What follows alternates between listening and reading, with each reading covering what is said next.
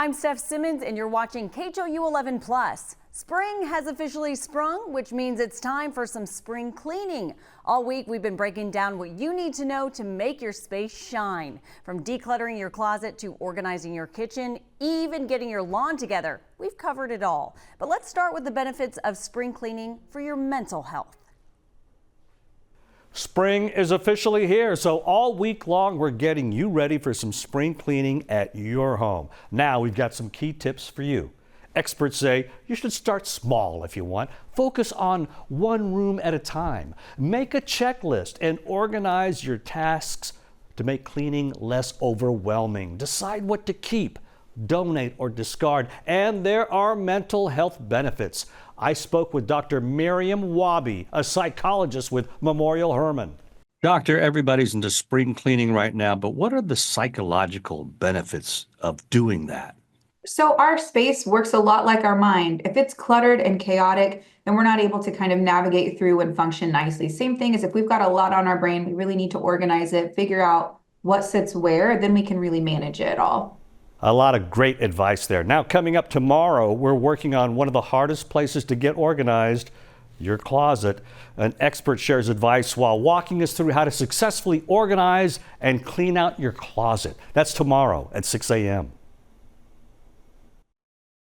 Back, everybody. The time is now 6:13, and it's spring cleaning week here at KHOU 11, and we're helping you declutter and de-stress your life. Yes, we all want that. Professional organizer and stylist Dale Volpe has 3 big tips on how to turn chaos into calm from inside the closet of a busy mom. All right, Dale, so it's time for some spring cleaning, and Carly has generously allowed us into her closet. It's gorgeous. She is a mother of a 3-year-old, so she's busy. A lot of people out there feel the same way. Focus on 3 big areas where everybody could use some sprucing up. One of the things that Carly brought up right away was her drawer of sweaters. There's a very specific way that we can fold them so you can see them better. I like to hang a cardigan, especially if it's a nice light one. You're not gonna stretch it out, so it's okay to do that with your spring sweaters. Our second area would be over here. I can immediately tell you that as soon as you get something back from a dry cleaner, you wanna take it off of this hanger and put it on one of your beautiful velvet flocked hangers. That will stave that. We were discussing before, there's like a sticky thing on some of these hangers. There is? Yes, yeah, it's residue on your clothes. I know, and that is real. And these plastics, you always want to take these off as soon as you get back from a dry cleaner.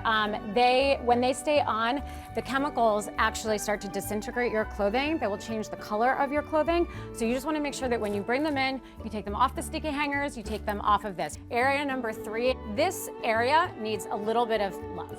We can definitely get rid of all of these boxes. We can put them into clear boxes, so that way you can see what you have. So the boxes can be stacked, so you'll actually end up getting more in one area. Now for the reveal. Oh my gosh, that's so much better. Right? And you have so much more space. So I did pull out a few of the sweaters and I hung them up because they're light and they're easy, and you're gonna wear them in spring.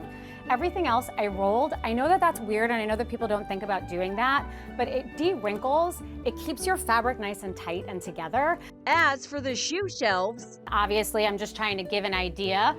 You can definitely get different boxes. These are a little bit long for this area, but they have all different kinds of depths. If you have the ability, get them custom made. If you don't, just measure and make sure that you get what you need on Amazon. So do you feel like now you at least see what you have? Yes, for sure. Can she come over to my house Yeah, next? I want Would that that be nice? No, Seriously. but you know, that kind of stuff makes a really big difference, kind of decluttering your mind too. I agree. And it's always nice to have an expert just in your closet. Yeah. You know? Oh yeah, and she's quick too. Yeah, Yeah. so it's all about having the clear stuff so you can see what you have. If your mind's a mess, doesn't mean your home has to be a mess. Yeah, right? all week we've been talking about ways to declutter your home and have a stress-free start to the season. Professional organizer and stylist Dale Volpe shows us how to spruce up your kitchen, especially for busy parents. This is Carly's kitchen, who is a mother of a toddler. This is pretty impressive, but when you pull back, a lot of parents can relate to that. Yes, we have sippy cups abound. There are very easy ways, same kind of thing as you do in a clothing closet. You just look for ways to put things together in an organizational way so that they're easier to find. So we use a lot of the same storage containers, and we just make sure that we stack things upward if we can, just to give them some visibility. And then another area, let's go into the pantry. This is an area, especially because it's eye level, that I'm immediately drawn to. She actually does a great job of putting her cans together, everything like that. Again, for organization, you really want to have ways in which we separate so that we can see things really easily. Now for the organizing. These can be used in any drawer. I use them in clothing closets, but I definitely also use them in the kitchen. Again, you can find them anywhere. Time for the big reveal. Carly, open drawer number 3. Oh my gosh, ladies, this is amazing. Meanwhile, in the pantry. Oh my goodness, this looks great. And I can see everything with the clear boxes. I used a stand back there for things that are higher. You know, the idea is just to be able to see everything, and you can make it your own and just have some fun with it.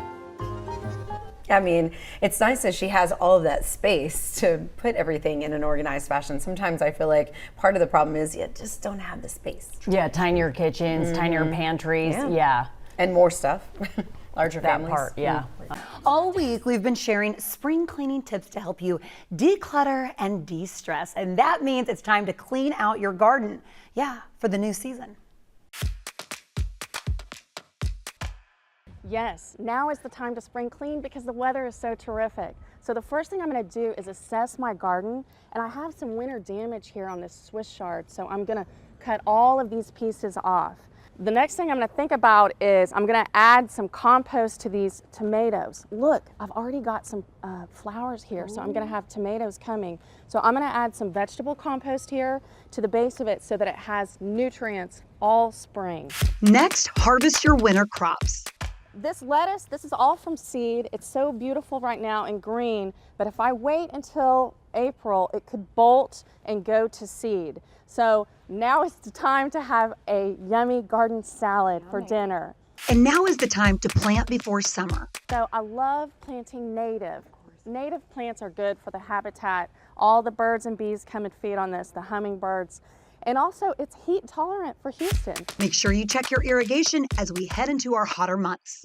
And consider getting a raised garden bed. It is the hobby of a lifetime. It is so much fun to grow your own food, herbs, and vegetables. And flowers. I wish I was her neighbor. I know. I was like, I wish that garden was mine. Yeah. But you know, we can only show so much during the show.